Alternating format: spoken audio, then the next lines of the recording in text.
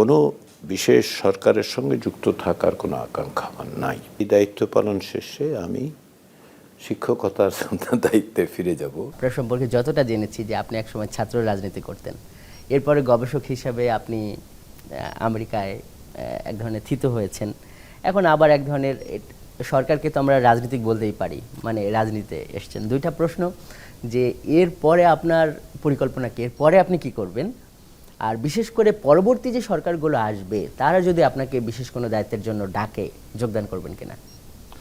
প্রথমটা হচ্ছে যে এই দায়িত্ব পালন শেষে আমি শিক্ষকতার দায়িত্বে ফিরে যাব। আমি ছুটিতে আছি, মানে আমি 2024 সালের অক্টোবর মাসে আমি যখন আসি তখন আমি স্বল্প মেয়াদের ছুটি নিয়ে আসছিলাম সংবিধান সংস্কার কমিশনের কাজের পরে, কিন্তু বিভিন্নভাবে দায়িত্ব আমার উপর অর্পিত হয়েছে। আমি নিজেও মনে করেছি যে এটা একটা বড় সুযোগ অংশগ্রহণ করার, তো সেইভাবে আমি কাজ করেছি। তো সেদিক থেকে আমি আমার পরবর্তী কাজ হচ্ছে এই দায়িত্ব শেষ হয়ে গেলে আমি বিশ্ববিদ্যালয়ের শিক্ষকতায় ফিরে যাব। আমার ছুটিও শেষ হবে এবং আমাকে যেতে হবে। এটা দ্বিতীয় হচ্ছে পরবর্তী সরকার। আমি সরকার হিসেবে বলবো না, কোনো বিশেষ সরকারের সঙ্গে যুক্ত থাকার কোনো আকাঙ্ক্ষা আমার নাই। আমি আগেও ছিলাম না, ফলে এই কাজেও সর্বশেষ সরকারের অংশ হওয়ার পরিস্থিতি হয়েছে। তবে এইটা ঠিক যে যদি কখনো প্রয়োজন হয় দেশের জন্য, আমার যদি সামান্য ভূমিকা রাখার সুযোগ থাকে আমি চেষ্টা করব।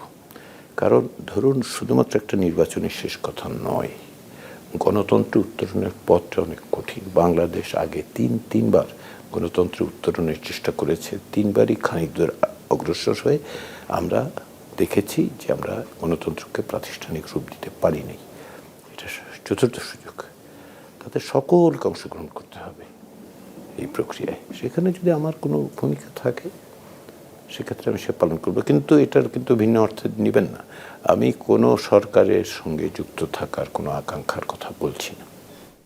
অধ্যাপক আলী রিয়াজ, আপনাকে অনেক ধন্যবাদ এই আজকের এখন প্রকাশের অতিথি হওয়ার জন্য। ধন্যবাদ আপনাকে।